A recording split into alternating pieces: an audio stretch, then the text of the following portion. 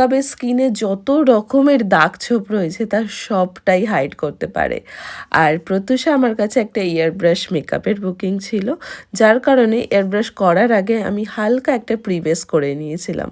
আর এরপরই ওর স্কিনটা যেহেতু অনেক বেশি সেনসিটিভ, তার জন্য আমি ওকে সাজেস্ট করেছিলাম তুমি এয়ার ব্রাশ নিতে পারো, এটাই কিন্তু একটা খুব ভালো ফিনিশিং থাকে।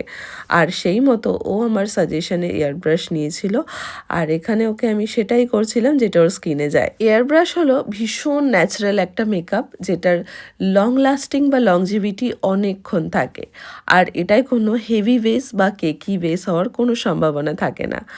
আর এরপর ওকে আমি একটা পাউডার সেট করে নিলাম, তারপর আস্তে আস্তে ব্লাশার, ব্রঞ্জার, হাইলাইটার তার সমস্তটাই করে ফেলবো। সব কিছুর মধ্যে প্রত্যুষার শাড়িটা আমার ভীষণ পছন্দ হয়েছিল। না না, ও যেই শাড়িটা পরে আছে সেটা একদমই নয়। ও একটা পিঙ্কের ওপর ভীষণ সুন্দর একটা বেনারসি বলে কি অন্য কিছু নাম হতে পারে শাড়িটার, আমি ঠিক জানি না। ভীষণ সুন্দর একটা শাড়ি এই যেটা ওকে আমি পরিয়ে ফেলেছি।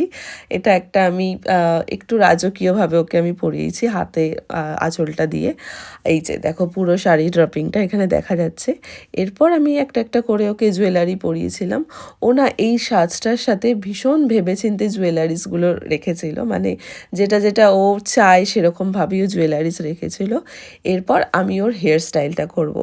এখানে তোমরা যেই হেয়ার এক্সটেনশনটা দেখতে পাচ্ছ, এটা আমি তোমাদেরকে বলে দেবো যে আমি কোথা থেকে নিয়েছি। হেয়ার এক্সটেনশনটা আমি নাম্বারও দিয়ে দিলাম। ভীষণ সুন্দর, ভীষণ ন্যাচারাল লাগে। ম্যাক্সিমাম টাইম কিন্তু আমি এই হেয়ার এক্সটেনশনটাই প্রত্যেকটা ব্রাইডের ওপর ব্যবহার করে থাকি। আচ্ছা, প্রত্যুষা কিন্তু হেয়ার স্টাইল নিয়ে আমাকে কিচ্ছু বলেনি। আমি আমার মনের মতো করে একটা ওপেন কার্লস হেয়ার স্টাইল করেছিলাম।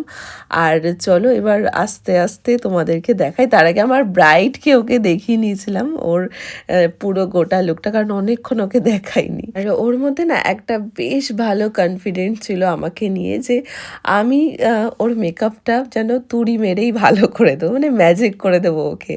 তো ও প্রথম থেকেই একদম ভীষণ কনফিডেন্ট ছিল, যার কারণে লাস্ট অবধিও আমাকে একইভাবেই অ্যাপ্রিসিয়েট করে গেছে।